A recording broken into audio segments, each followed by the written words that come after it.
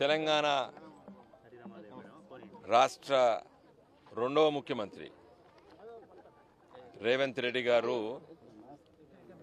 ఒక 4-5 నెలల క్రితం క్యాబినెట్ మీటింగ్లో ఒక నిర్ణయం తీసుకున్నామని చెప్పిండు. ఏం నిర్ణయం చెప్పిండు? తెలంగాణ రాష్ట్ర ఎంబ్లం ఏదైతే ఉన్నదో దాన్ని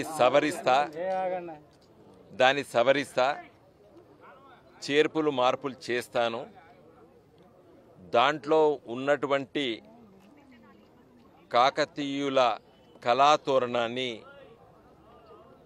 తీసివేస్తా, చార్మినార్ని తీసివేస్తాను, తెలంగాణ ఉద్యమ స్ఫూర్తిని నింపుతాను అని చెప్పి వ్యాఖ్యానాలు చేశాడు. ఆ రోజే మేమందరం కూడా మా నిరసన తెలియజేశాం. దానికి ఒక కమిటీ వేసి నిర్ణయం తీసుకుంటాను, తొందరగా ఎలాంటి చర్యలు తీసుకోను అని చెప్పిండు. సరే, కమిటీ వేసిండా సబ్ కమిటీ వేసిండా అది పత్రికలో చూసినాం. కానీ ఎవరు ఒక సబ్ కమిటీ కూర్చొని ప్రజా అభిప్రాయం సేకరించినట్టయితే నేను ఎక్కడ చూడలేదు. ఒక సబ్ కమిటీయో ఒక కమిటీ వేసినా అని చెప్పిండు రేవంత్ రెడ్డి. మరి ఆ సబ్ కమిటీ ఎక్కడ పోయి పౌరులతోని సమాజంలో ఉన్నటువంటి ముఖ్యులతోని ముఖ్యంగా చరిత్రకారులని తో ఎలాంటి విశ్లేషణ చేసినట్టయితే ఎక్కడ అవపడలేదు. తన నిర్ణయాన్నే ఇలా అమలు చేసి రేపు జూన్ 2వ తారీఖు నాడు 10 సంవత్సరాలు తెలంగాణ రాష్ట్ర ఏర్పడ్డటువంటి వార్షికోత్సవ సభలో సోనియా గాంధీ గారిని పిలిపించి మరి ఈ ఎంబులంని, తెలంగాణ చిహ్నాన్ని, తర్వాత తెలంగాణ గీతాన్ని నేను ఆవిష్కరిస్తానని చెప్పి నిన్న ఢిల్లీలో కూడా ప్రకటన చేశాడు రేవంత్ రెడ్డి గారు. నేను అడుగుతున్నాను, ఈయనకు ఎందుకు తెలంగాణ సంస్కృతి పట్ల, తెలంగాణ చరిత్ర పట్ల, తెలంగాణ కళల పట్ల వ్యతిరేకత? ఎందుకంటే ఆయన ఒక సమైక్యవాది. తెలంగాణ రాష్ట్ర ఏర్పాటును తుపాకీ పట్టుకొని పురవీధుల్లో తిరిగి కరీంనగర్లో చంద్రబాబు నాయుడు వెంట ఉండి భయభ్రాంతులు చేసిండు తెలంగాణ ఉద్యమకారులని. పచ్చి తెలంగాణ వ్యతిరేకి అవుపడుతున్నది. ఇప్పుడు ఆయన ముఖ్యమంత్రి అయ్యి ఇది 6వ మాసం, 6 నెలల్లో ఒక్కసారైనా జై తెలంగాణ అని అన్నాడా? ఒక్కసారైనా జై తెలంగాణ అని అన్నాడా? ఎక్కడ అనలేదు. జై రాహుల్ అన్నాడు, జై సోనియా అన్నాడు, కానీ జై తెలంగాణ అనలేదు. అందుకోసమే తెలంగాణ వ్యతిరేకి. ఈ చరిత్రను ఎందుకు మరిపియాలనుకుంటున్నాడంటే కుట్రదారులు ముఖ్యంగా ఏ స్వభావము, ఒక చరిత్ర మరిపించాలనేటువంటి స్వభావము విస్తీర్ణవాదులకు ఉంటుంది.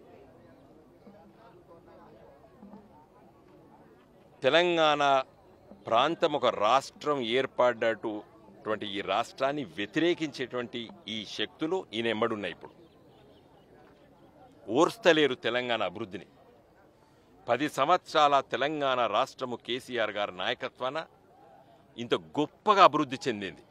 ఎంత గొప్పగా అభివృద్ధి చెందిందంటే రేవంత్ రెడ్డి మొదటి నెలలో తెలంగాణ అప్పుల పాలైంది, తెలంగాణ నాకు అప్పుల పాలు చేసి పెట్టిండు, లంక బిద్దలు నేను అన్నటువంటి రేవంత్ రెడ్డి ఇలా తెలంగాణ రాష్ట్రంలో ఇంత వనరులు ఉన్నాయి, ఇంత ఆదాయం వస్తుందని చెప్పక తప్పడం లేదు రేవంత్ రెడ్డికి.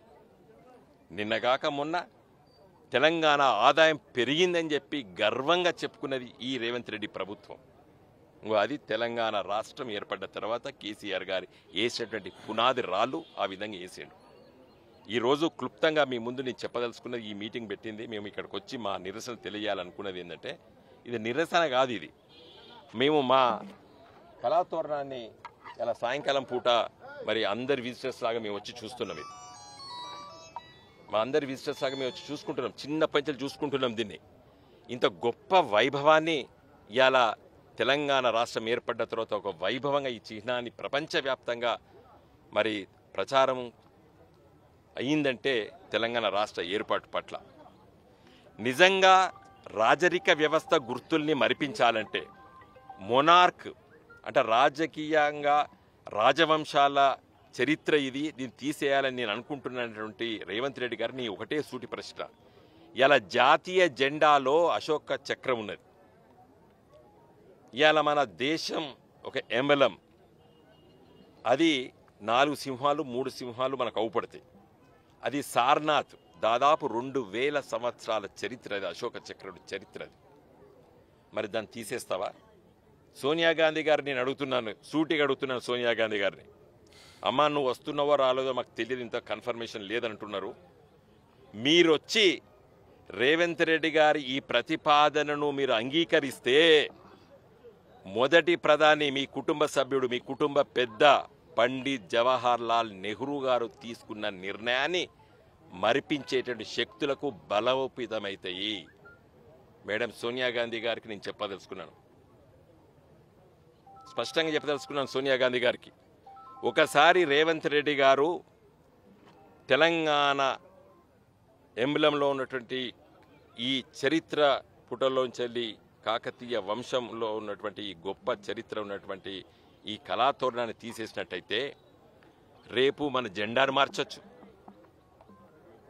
లేదా మన జెండాలో ఉన్నటువంటి అశోక చక్రాన్ని మార్చొచ్చు, లేదా మన సారనాథ్ నుండి తీసుకున్నటువంటి మన 4 సింహాలటువంటి ఆ సింబల్ని మార్చేటువంటి దుష్ట శక్తులు కూడా ప్రయత్నాలు చేసేటువంటి అవకాశాన్ని ఇవ్వకూడదు మీరు. అందుకోసమే మీరు రేవంత్ రెడ్డి గారి ప్రతిపాదన తిరస్కరించండి. సోనియా గాంధీ గారు మీరు తిరస్కరించాలి.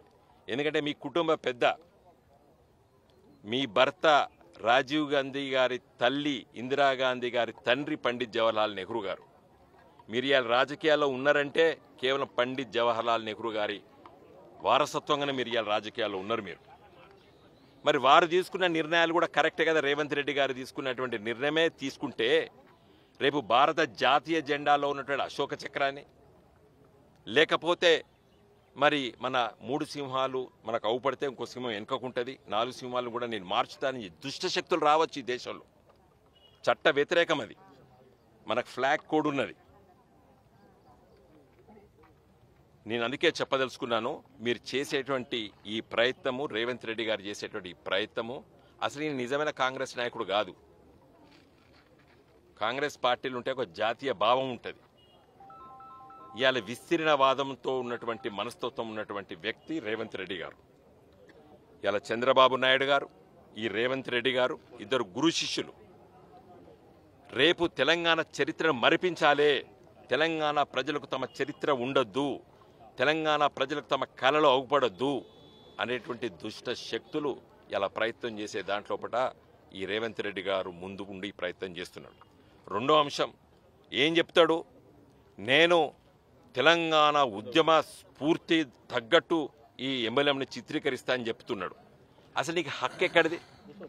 తెలంగాణ ఉద్యమ చరిత్ర గురించి వెళ్ళి, తెలంగాణ ఉద్యమ స్ఫూర్తి గురించి వెళ్ళి మాట్లాడే నైతిక హక్కు ఉన్నదా మీకు? రేవంత్ రెడ్డి గారు తెలంగాణను వ్యతిరేకించిన వాళ్ళు, తుపాకీ గొట్టం బట్టి తిరిగిన వాళ్ళు మీరు, తెలంగాణ ఉద్యమాన్ని అణిచేటువంటి చంద్రబాబు నాయుడుకు వత్తసు పలికిన వారు మీరు తెలంగాణ ఉద్యమం గురించి వెళ్ళి మాట్లాడే ఉద్యమ స్ఫూర్తిని నేను చిహ్నంలో నింపుతా అంటే అది హాస్యాస్పదమైంది. నవ్వుతారు అందరు ప్రజలు, తెలంగాణ ప్రజలు నవ్వుతారు.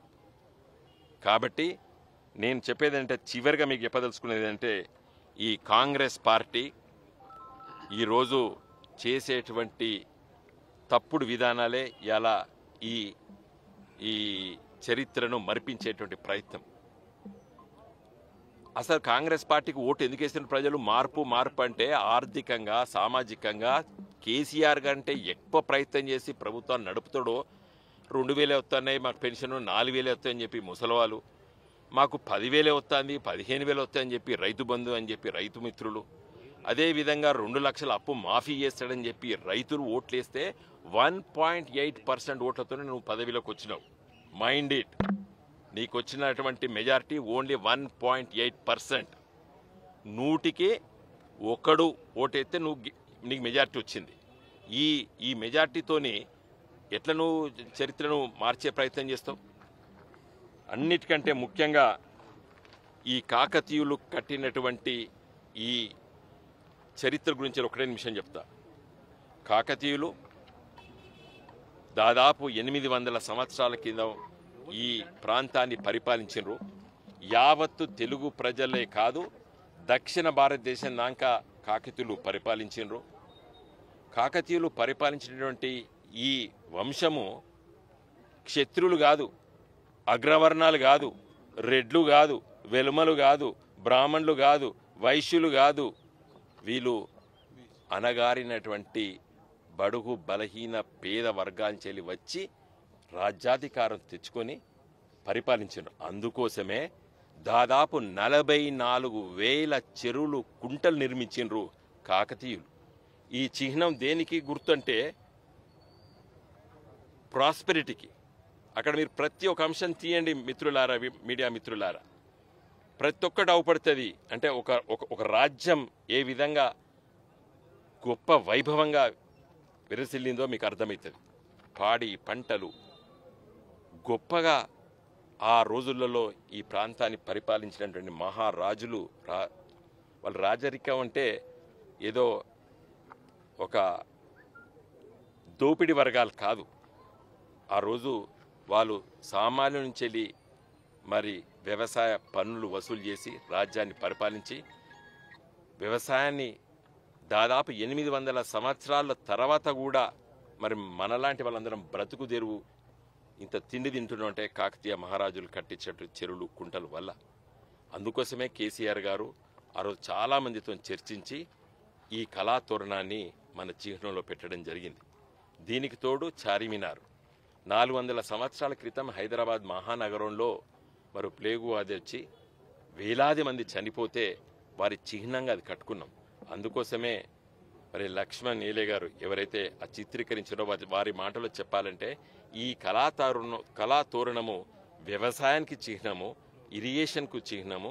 ఆ చార్మినారు మరి వైద్యం, ప్రజల సంక్షేమం కోసం అని చెప్పి దీన్ని ఆలోచన చేసి తెలంగాణ ఎంబ్లంలో ఇది పెట్టడం జరిగింది.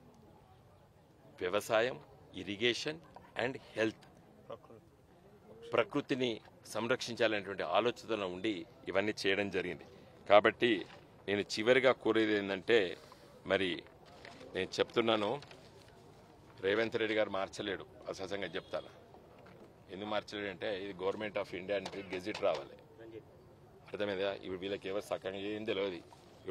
ఇప్పుడు ఉన్నటువంటి వాళ్ళు ఇది కేసీఆర్ గారు ప్రతిపాదన చేసిన తర్వాత కేంద్ర ప్రభుత్వం బాగా ఆలోచించి ఇచ్చినటువంటి జీవో కాపీ తర్వాత ఈ చట్టం ఉంది. దీనికి state emblem of India regulation of use rules 2007 ఇది అమెండ్మెంట్ కూడా అయింది. దీని ప్రకారంగా కేంద్ర ప్రభుత్వం ఒప్పుకుంటేనే మార్చచ్చు. కాబట్టి ఈయన ఇవ్వాలని రేపు 2వ తారీఖున ప్రకటన చేస్తే అది అయ్యేది కాదు, పోయేది కాదు. నేనే పర్సనల్గా హైకోర్టులో కేసు వేస్తున్నా. ఇప్పుడు సమ్మర్ వెకేషన్, అది సమ్మర్ వెకేషన్ అయిన తెల్లారే మై సెల్ఫ్ నేను, ఎందుకంటే కాకతీయ యూనివర్సిటీ కాలేజ్ ఆఫ్ లాలో నేను పట్టభద్రుడిని కాబట్టి న్యాయశాస్త్రం కాకతీయ విశ్వవిద్యాలయంలో చదివిన నేను తప్పనిసరిగా చట్ట ప్రకారంగా నాకున్నటువంటి హక్కు, ఫండమెంటల్ రైట్ ఇన్వోక్ చేసి నేను దీన్ని సంరక్షిస్తా. జై తెలంగాణ. ఇప్పుడు ఈ న్యాయస్థానం కాకుండా ప్రత్యక్ష కార్యాచరణ ఎలా ఉండబోతుంది? రెండవది, ఇప్పుడు బీఆర్ఎస్ పార్టీ కాకుండా ప్రజా సంఘాలు కావచ్చు, వేరే పౌర సంఘాలు కావచ్చు, చరిత్రకారులు కావచ్చు, కవులు కళాకారుల స్పందన ఎందుకు లేదు? వాటిని మీరు సమీకరించలేకపోయారా? డెఫినెట్గా అండి. మీరు మిత్రమా మంచి ప్రశ్న అడిగారు. 2001లో కేసీఆర్ గారు పార్టీ పెట్టక ముందు, 2001లో కేసీఆర్ గారు టీఆర్ఎస్ పార్టీ ఆవిష్కరించకంటే ముందు కూడా ప్రొఫెసర్ జయశంకర్ గారు, బియ్యాల జనార్దన్ రావు గారు లాంటి మహనీయులు, చాలామంది విద్యావేత్తలు, మేధావులు అందరూ కూర్చొని చర్చించి ఈ తెలంగాణ ప్రాంతానికి జరుగుతున్నటువంటి అన్యాయం కారణమేంది, దానికి ఏ విధంగా పరిష్కారం అని ఆలోచించినప్పుడు ప్రత్యేక తెలంగాణ రాష్ట్రం అయితేనే అనేటువంటి ఆలోచన వచ్చి చాలామందితో చర్చించి ఆలోచించి మీటింగ్స్ పెట్టుకొని నిర్ణయం తీసుకున్నాం. ఎక్కడో దగ్గర స్టార్ట్ కావాలి కదా. పిడికడ మందితో తెలంగాణ ఉద్యమం స్టార్ట్ అయింది, కుర్రూరులో తూగింది తెలంగాణ మొత్తం.